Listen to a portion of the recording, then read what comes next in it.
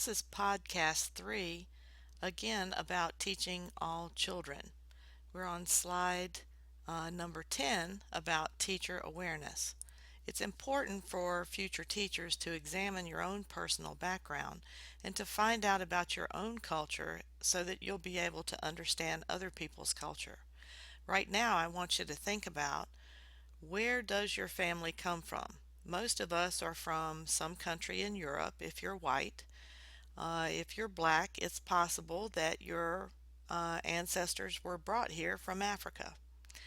Um, but if you don't know where your family originated, then you probably need to ask your parents or your grandparents to try to find out where your ancestors are from. Personally, my ancestors are from Wales and Scotland, so I do know that that's where they came from. The research in physical education about diversity is to try to develop awareness for teachers about how they treat students in different ways and in similar ways. Good teaching practices are good for all students in your class, not just the ones who have a different diversity.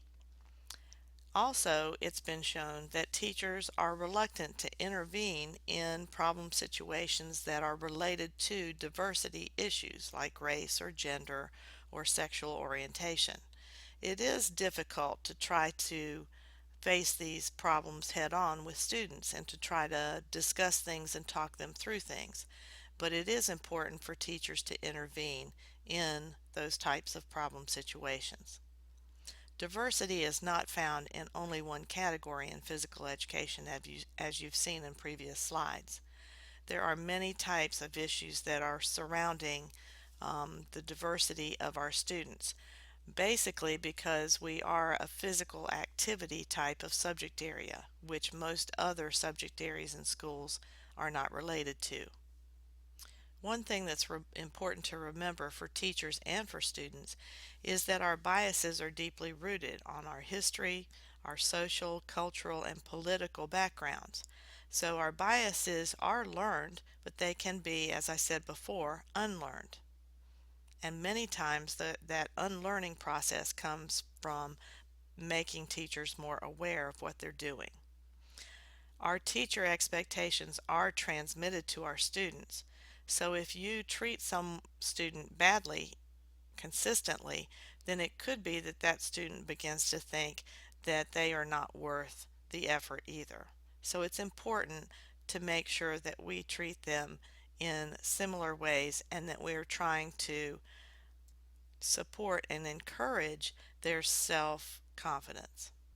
As I've mentioned before, there are differences in students in many ways in physical education classes or in other classes. Obesity and body image is probably specific to physical education. Skill and ability level is probably specific to physical education. Some physical disabilities are probably specific to physical education. But other things like differences in mental ability or having intellectual disabilities or having different learning styles are things that happen in all different classes in school.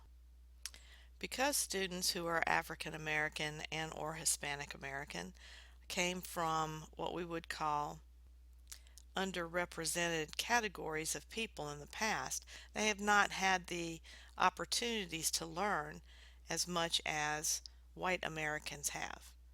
We have to remember that there is a cultural understanding that is associated with students who are Hispanic, students who are African American, students who are Asian American, and so on. Different ethnicities and from different foreign countries. They are all in every different racial group. There's more diversity within that racial group than there is between racial groups. That's important for teachers to remember. In physical education, one common diversity issue that we have is grouping students in classes according to skill, abilities, and so on.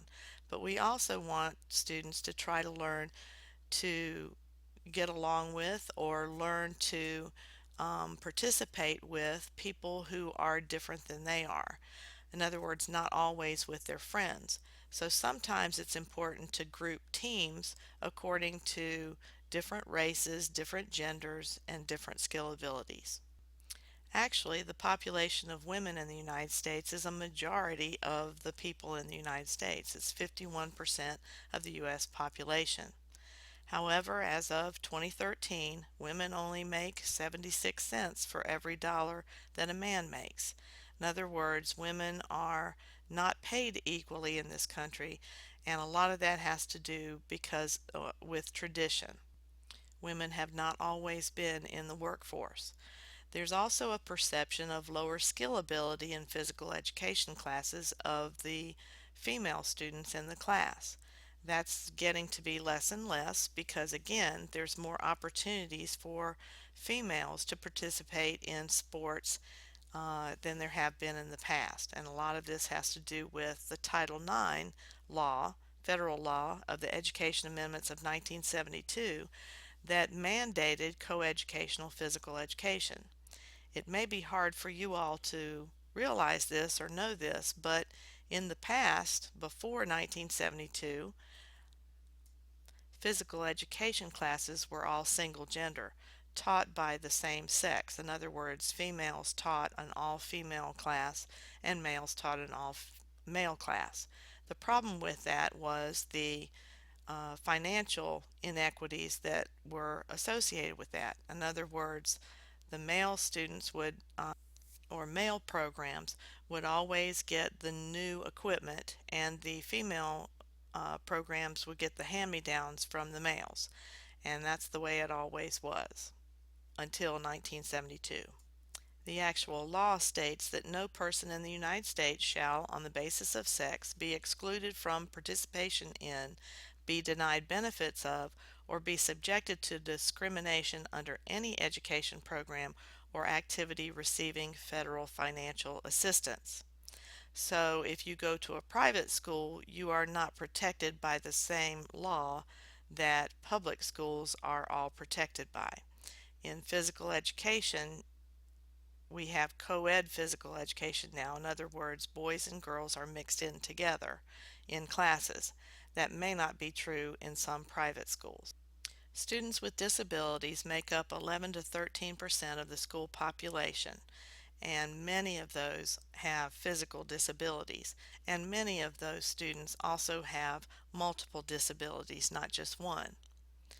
Physical education, unfortunately, has been designed for exclusion, not inclusion. In other words, we've always found ways in the past, before the federal laws were enacted, we found ways to have them not participate in physical education.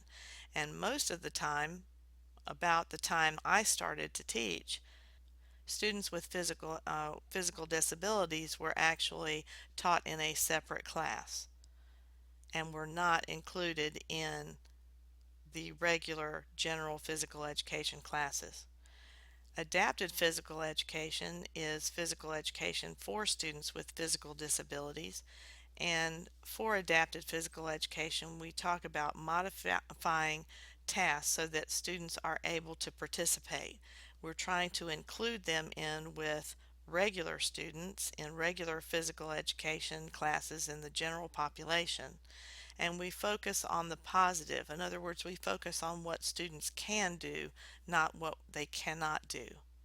Physical education as a subject area is mandatory by law for students with physical disabilities. We're the only school subject that is mandated by law. IDEA is the Individuals with Disabilities Education Act, and that says that we have to promote the least restrictive environment for students. In other words, they need to be included whenever possible. Some other additional diversity issues in physical education: we have to design a curriculum with a diverse class in mind. Many times it's body image or poverty, low high skill ability, learning style, and age. Those are the diversity issues that are often not thought about. There are different learning styles for different people. Many of us in this class are probably um, very good at bodily kinesthetic learning, in other words, thinking about physical skills. Inclusive teachers know their own cultural background and are aware of their learned biases and try to make differences in their teaching because of that. We also become agents of change, and we try to honor students instead of honor tradition. We get to know our students very well, and we meet and work with the students' parents when we need to.